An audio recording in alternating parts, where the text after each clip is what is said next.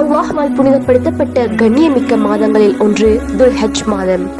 இம்மாதத்தின் முதல் 10 நாட்களும் நாம் செய்யக்கூடிய இபாதத் அல்லாஹ்விற்கு மிக பிடித்தமானதாக இருக்கிறது. நபி அவர்கள் கூறினார்கள், ஆதமின் மகன் செய்யக்கூடிய இபாதத்துக்களிலே அல்லாஹ்வுக்கு மிக பிடித்தமான இபாதத் துல்ஹஜ் முதல் 10 நாட்கள் செய்யக்கூடிய இபாதத். அபாக்கள் ஆச்சரியமாக கேட்டார்கள், ஜிஹாதை விடவுமா யா ரசூலல்லாஹ், இந்த நாளில் செய்யக்கூடிய இபாதத் மிகவும் மேலானது என.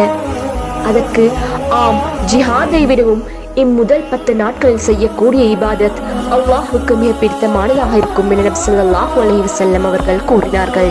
சஹீஹ் புகாரி. இந்த மாதத்தில் ஒரு நாள் இருக்கிறது.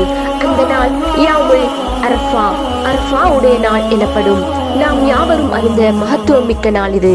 இந்நாளில் தான் உலக முஸ்லிம்கள் அனைவரும் பின்பற்றக்கூடிய மார்க்கம் முழுமைப்படுத்தப்பட்டது. அரஃபா நாளின் மகிமை அறிந்தும் எவர் அதனை பயன்படுத்தாமல் இருப்பாரோ அவருக்கான கை சேதமது. அரஃபாவுடைய நாளில் தான் அல்லாஹ் அதிகமான அடியார்களை நரகிலிருந்து விடுதலை செய்கிறான். மேலும் நபியவர்கள் கூறினார்கள், சூரியன் உதயமாக கூடிய நாளிலே மிகச் சிறந்த நாள் அரஃபாவுடைய நாளாகும். பிரார்த்தனை ஏற்றுக்கொள்ளக்கூடிய நாட்களிலே மிகச் சிறந்த நாளும் இதுவே. அரஃபாவுடைய நாள் பற்றி நபிகள் நாயகம் ஸல்லல்லாஹு அலைஹி வஸல்லம் அவர்கள் அதிகமாக பெருமையாக பேசினார்கள். இந்நாளில் ஹாஜிகள் அனைவரும் அரஃபா மைதானத்தில் ஒன்று கூடி துஆ பிரார்த்தனையில் ஈடுபடுவார்கள். உலகில் மூலையில் இருந்தாலும் இந்நாளில் எமக்கு கிடைக்கக்கூடிய நன்மைகளுக்கு அளவே இல்லை. இந்நாளில் நோன்பு நோட்பது எமது முந்தைய மற்றும் பிந்தைய ஒரு வருடத்தின் பாவங்களையும் அல்லாஹ் மன்னித்து விடுவான்.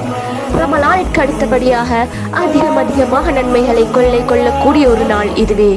ஆகவே அரஃபாவுடைய தினத்தை அடைய இருக்கும் நாம் அனைவரும் அதை வீணாக கழித்து விடாமல் எம் நேரத்தை நோன்பு, துஆ, திக்ர், தௌபா என செலவிடுவோம்.